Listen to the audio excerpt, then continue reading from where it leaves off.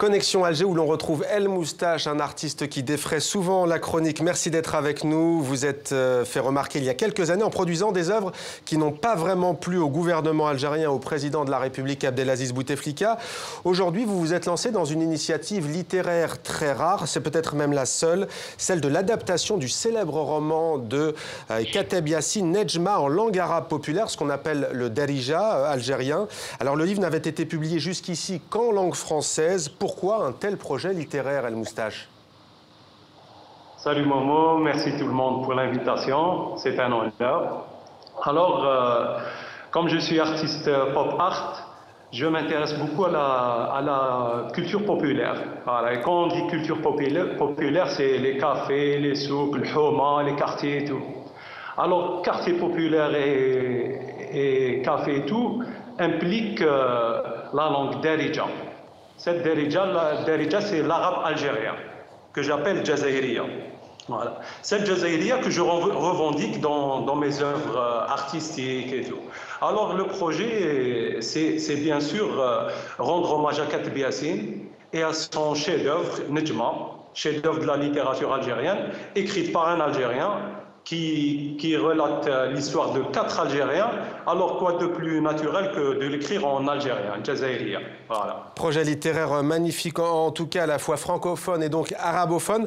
En tant qu'artiste pop art, vous l'avez dit, vous n'hésitez pas à provoquer, je le disais, vous défrayez souvent la chronique, notamment sur les réseaux sociaux. On voit défiler à l'antenne quelques-unes de vos œuvres. Il y a par exemple Mato Blounès, le chanteur de langue berbère, assassiné il y a maintenant près de 20 ans. Vous le peignez avec une guitare à la main, mais qui prend la forme aussi d'une arme à feu, d'une kalachnikov. Qu'est-ce que vous recherchez exactement à travers vos œuvres?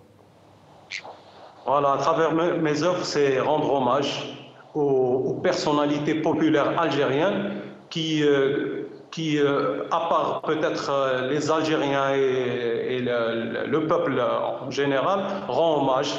Que normalement, même le politique s'intéresse à ces personnalités, car c'est eux qui écrivent l'histoire.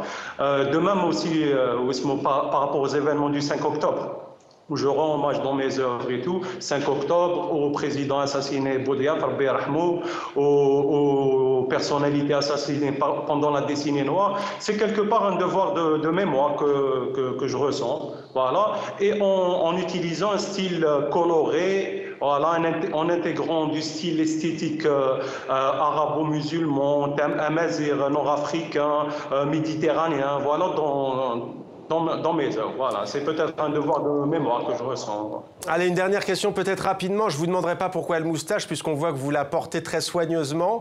Mais que représente pour vous aujourd'hui de porter cette pilosité qui a souvent été synonyme de masculinité très marquée, peut-être voire même pour certaines femmes, notamment sur ce plateau, de patriarcat? Oui, exactement.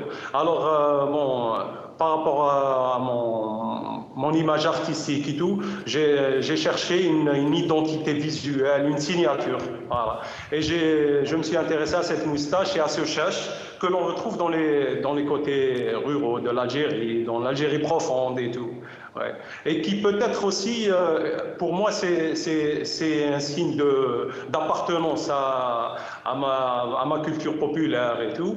Mais aussi, on peut dire qu'il y a des côtés, on peut dire négatifs aussi, qu'on doit dépasser et tout, et vivre notre présent.